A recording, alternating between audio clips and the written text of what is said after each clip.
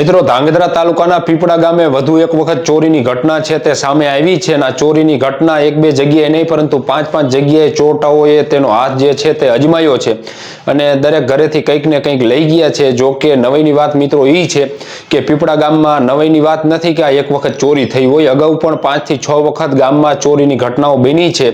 ચોરીની ઘટના બને એ વાત આપણે સમજીએ છીએ, પરંતુ ચોરી થયા બાદ જે છે એ ફરિયાદ લેવામાં પણ ધાંગધ્રા તાલુકા પોલીસ સ્ટેશન છે મિત્રો એ આનાકાની કરતું હોય એવું લાગી રહ્યું છે। તેની સાથે અગાઉ જે કંઈ ચોરીઓ થઈ છે તે ચોરો પકડાયા કે નહીં એ પણ કોઈને કંઈ ખબર નથી।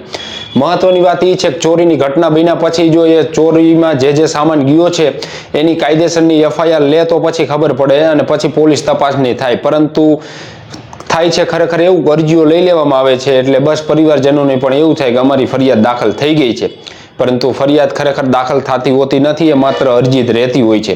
એટલે આવી જ ઘટના જે છે એ રાત્રિના સમયે બની છે। એકી સાથે 4 મકાનો છે, ગલો છે, ત્યાં આગળ તસ્કરોએ હાથ અજમાયો હતો, કોઈને કંઈ વસ્તુઓ જે છે લઈ ગયા છે। કોના ઘરે શું લઈ ગયા છે એની મિત્રો તમને માહિતી આપું તો આ ધાંગધ્રા તાલુકાનું પીપળા ગામ છે, હળવદને અડીને આવેલું ગામ છે અને નાનું એવું ગામ છે, કંઈ મોટું ગામ છે નહીં। આ જ ગામમાં રહેતા શંભુભાઈ રણછોડભાઈ કોળી કે જેઓના ઘરેથી 1 થી 1.5 કિલો જેટલું ચાંદી લઈ ગયા, ચાંદીની જુદા દાગીના લઈ ગયા એવી મકાન માલિક કહી રહ્યા છે અને જે કંઈ છે એ મકાન માલિકો કહી રહ્યા છે કે અમારા ઘરેથી શું ગયું છે।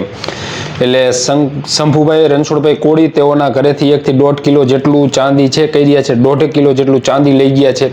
કપાસ હમણાં વેચ્યો તો એના પૈસા આવ્યા હતા લાખેક રૂપિયા, તો એ લઈ ગયા છે। સાથે 2 સોનાની બુટી જે છે એ પણ લઈ ગયા હોવાનું મકાન માલિક જણાવી રહ્યા છે। સાથે બળદેવભાઈ હેમતભાઈ કોળી છે તો એના ગલ્લામાંથી 12 થી 15,000 રૂપિયા જેટલી રકમ છે એ લઈ ગયા છે। સાથે જ ગીગાભાઈ નાગજીભાઈ જે છે ભરવાડ તો તેઓના ઘરેથી પણ 2 સોનાની ચૂક લઈ ગયા હોવાની માહિતી છે। સાથે જ શીણાભાઈ સેલાભાઈ ભરવાડ છે તો તેઓના ઘરેથી 12 થી 15,000 રૂપિયા જેટલી રોકડ લઈ ગયા છે। સાથે શંકરદાન જીવભાઈ ગઢવી છે તેઓના મકાનને પણ નિશાન બનાવ્યું છે, ઘરે કોઈ હતું નહીં એટલે મકાન માલિક આવશે પછી ખબર પડશે કે શું લઈ ગયા છે। પરંતુ આ પીપળા ગામમાં ચોરીની જે ઘટના છે એ સામાન્ય હવે રહી નથી, કારણ કે અગાઉ 5 થી 6 વખત ચોરી થઈ છે। આ રાત્રિના સમયે પણ ચોરી થઈ છે અને એક જગ્યાએ નહીં 5 જગ્યાએ ચોરીની ઘટના બની છે।